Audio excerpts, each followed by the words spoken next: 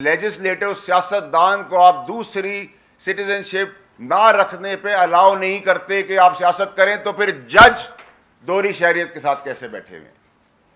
सवाल है ना। आपके लिए शराब हलाल है, हमारे लिए शराब हराम है, मिसाल है।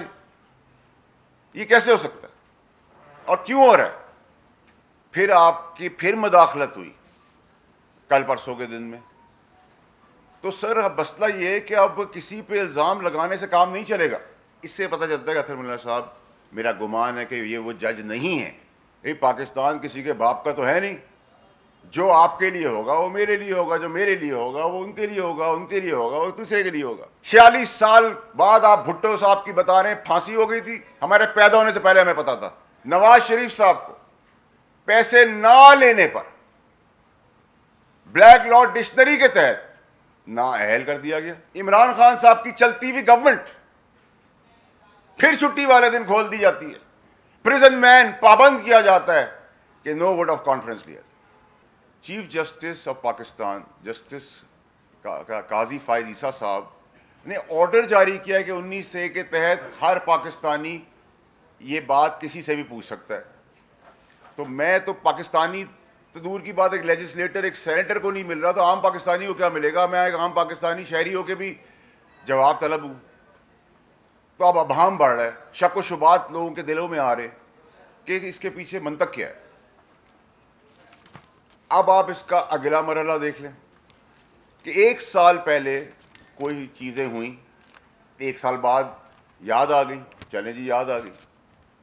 अब याद आने के बाद 1 साल पहले आपने क्यों नहीं बताया? फिर आपकी फिर मुदाखलत हुई कल परसों के दिन में। तो सर अब मसला ये है कि अब किसी पे इल्ज़ाम लगाने से काम नहीं चलेगा। अब आपको सबूत तराजू में शवाहिद देने पड़ेंगे कि किसने मुदाखलत की, क्योंकि मुदाखलत की और के शवाहिद आ गए, हम आपके साथ खड़े। वरना तो मैं भी फ़ोन उठा के कहूँ कि जी मुझे किसी जज ने कह दिया है कि कत्ल कर दो, तो उसके अंदर कोई 302 में किसी का ट्रायल तो नहीं हो जाएगा। ज़बानी तो कोई चीज़ नहीं है। फिर आगे आप बढ़ें तो कोड ऑफ कंडक्ट 2 के तहत, आर्टिकल 2 के तहत, उसमें जजेस के बारे में कहा गया है कि अल्लाह से डरने वाले होने चाहिए, अच्छी ज़बान होनी चाहिए, किसी किस्म की लालच नहीं होनी चाहिए, कॉशियस होना चाहिए, मोहतात होना चाहिए और ब्लेमलेस होना चाहिए। यानी कि इल्ज़ामात से दूर दूर तक इसका कोई ताल्लुक नहीं होना चाहिए किसी भी इंसाफ और आईनी सीट के ऊपर किसी जज का। तो अब सवाल ये कि जवाब ही नहीं आ रहा। अब हम शक व शुबात बढ़ रहे हैं। हमें बताया जाए कि क्या रिकॉर्ड के अंदर लिखा है, क्योंकि हर चीज़ जो बताई जाती है मेरे आपसे इनकम टैक्स में, कोर्ट्स में, वो तो शवाहिद, सबूत, रिकॉर्ड्स, कागज़। No work is done till the paper work is done. No work is finished till the paper work is done. कोई भी काम ख़त्म नहीं होता जब तक कागजी कार्रवाई पूरी ना हो। उस हिसाब से इस कंडक्ट के तहत अगर तो रिकॉर्ड का हिस्सा है तो हमें दे दिया जाए। बाबर सत्तार साहब ने जो उस वक्त के चीफ जस्टिस अतर मिल्ला साहब को लिखा, और अगर नहीं है, मेरा गुमान ऐसा नहीं होगा, लेकिन अगर नहीं है कोई रिकॉर्ड का हिस्सा, तो उसके रिपरकशंस हैं, फिर परेशानी है, फिर बहुत बड़े क्वेश्चन मार्क है। आगे चलें। अतर मिल्ला साहब जो हैं जस्टिस साहब, आपको पता है कि वो तारीखी फैसले करते हैं। तारीख उनको हमेशा याद रखेगी।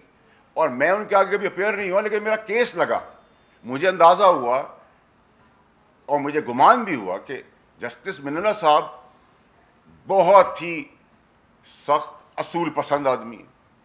मेरा गुमान है कि जस्टिस मिनल्ला साहब जो हैं वो कागजी कार्रवाई के अंदर, अगर कागज़ मेरे केस में तो कागज़ थे नहीं थे, देर सवेर थी, ट्रायल था नहीं था, लेकिन प्रिंसिपली वो सख्त आदमी है। कानूनी तौर पे वो किसी ऐसी हमाकत, कोई बेवकूफ़ी या कोई चीज़ ना करने देते, ना करते। हमें तो 2-2 दफ़ा सज़ा मिली, ना करने वाली भी सज़ा मिली और 2-2 दफ़ा भी सज़ा मिली। इससे पता चलता है कि अतर मिल्ला साहब, मेरा गुमान है कि ये वो जज नहीं है जो प्रिंसिपली किसी चीज़ के ऊपर कपड़ा ढकने दे दे। जस्टिस मिनल्ला साहब, मेरा गुमान है कि वो नहीं है जो सैर सुर्खियों के लिए मीडिया की जीनत बनने के लिए फैसले करते हों। मेरा गुमान है कि जस्टिस मिनल्ला साहब बुज़दिल आदमी नहीं है। मेरा गुमान है कि जस्टिस मिनल्ला साहब किसी किस्म के प्रेशर में नहीं आते। मेरा गुमान है कि जस्टिस मिनल्ला साहब किसी से रात के अंधेरे में नहीं मिलते। मेरा गुमान है कि जस्टिस मिनल्ला साहब किसी पुराने ख़ास से उनका कोई ताल्लुक़ नहीं है। मेरा गुमान है कि चीफ जस्टिस अतहर मिनल्ला साहब किसी पॉलिटिकल पार्टी से उनके मैसेंजर से नहीं मिलते।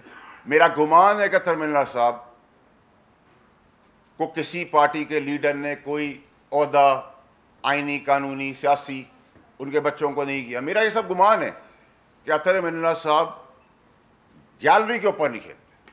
अतहर मिनल्ला साहब इसमें भी ऐसी गलती नहीं कर सकते जिसमें उन्होंने राइटिंग में ना लिया हो, और अल्लाह करे कि ऐसा ही हो कि उन्होंने राइटिंग में लिया हो और रिकॉर्ड रूम के अंदर ये चीज़ मौजूद हो।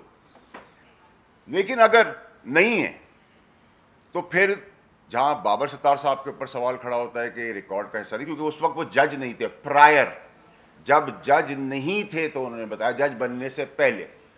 तो वो जो रिकॉर्ड है और जो कोड ऑफ कंडक्ट है जिसके तहत ब्लेमलेस होना चाहिए इंसान को, उसके तहत वो रिकॉर्ड हमारे पास पेश होना बहुत अब ज़रूरी है। 15 दिन गुजर गए, किस तरह मांगे, कैसे मांगे, क्यों ना मांगे? पाकिस्तान में कोई पाकिस्तान से बड़ा तो नहीं है। ये पाकिस्तान किसी के बाप का तो है नहीं। जो आपके लिए होगा वो मेरे लिए होगा, जो मेरे लिए होगा वो उनके लिए होगा, उनके लिए होगा वो दूसरे के लिए होगा। अब आ जाए जो मुद्दा चल रहा है। आपने सोशल मीडिया के ऊपर नोटिस लिया, बिल्कुल नहीं होना चाहिए। लेकिन सर, जब हमारी माँ जो इस दुनिया में नहीं रही, सोशल मीडिया के ट्रोल्स वो सब गलाजत बक रहे थे, तो उस वक्त भी नोटिस ले लेते तो पाकिस्तानी कौम को पता चलता कि आम आवाम के लिए भी कुछ है। जो रेप हुआ है 2 दिन पहले कराची में, उस पर भी कोई नोटिस ले लेता और उस पर भी कोई फैसले सुना देता। जो कल एक बच्ची का रेप के बाद कत्ल हुआ है पंजाब में, उसकी दुहाई भी कोई सुन लेता। जो माँ बाप, बच्चे, बेवा, यतीम 40-40 साल से दरबदर फिर रहे हैं अपनी प्रॉपर्टीज़ के अंदर, उसका भी कोई हिसाब कर लेता। लेकिन चलें, क्योंकि जस्टिस मंसूर अली शाह साहब ने एक हमें लाइट इन द टनल दिखाई है, उन्होंने बहुत सारी अच्छी बातें की हैं और ख़ुद एहतसाबी सेल्फ अकाउंटेबिलिटी की बात की है। तो जब सेल्फ अकाउंटेबिलिटी की बात हो जाए तो हमें खुश होना चाहिए इस चीज़ का। लेकिन उसी तरफ हम देख रहे हैं कि एक कन्फ्रंट्रेशन है, एक सिचुएशन चल रही है जिसके तहत बार बार इंटेलिजेंस इदारों का नाम लिया जा रहा है। तो भाई शवाहिद देना, शवाहिद दे, हम आपके साथ खड़े हैं। बट अगर शवाहिद नहीं है और ये जो आपने बताया ये भी ज़बानी है और राइटिंग में नहीं है, तो फिर तो मसला है। तो ये मसले का हल यही है कि कौम चाहती है कि आप इतने बड़े आइनी, कानूनी, इंसाफ के ओहदों पे बैठे हैं, तो इसको क्लैरिफाई करें ताकि ये मंतकी अंजाम तक पहुंचे। अब आ जाए जी कि ये कैंपेनिंग, सोशल मीडिया कैंपेनिंग, ये सारी चीज़ें जो हैं, इसको एड्रेस करने के लिए किसने किसको रोका आज तक? सस्ती रोटी गरीब के लिए हुई स्टे ऑर्डर, जब 5 रुपए से 40 रुपए तक रोटी के कोई स्टे ऑर्डर। नस्ला टावर, सड़क पे बिलबिला उठे गरीब बच्चे, बर्बाद हो गए उनके माँ बाप, कोई सुनवाई नहीं। फैसला था कि मुझे उस वक्त के फैसला देने वाले का कि मुझे पुराना कराची चाहिए। रिकॉर्ड एक्ट में अरबों डॉलर का नुकसान अदालती निजाम ने कर दिया। अरबों डॉलर भीख मांग रहे हैं हम डॉलर्स की। क्या हुआ?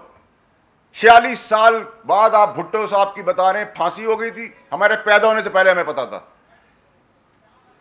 सिंबॉलिक सजा क्या दी गई? जरदारी साहब को 14 साल जेल। कौन सा कानून है? किस कानून के तहत ये हुआ?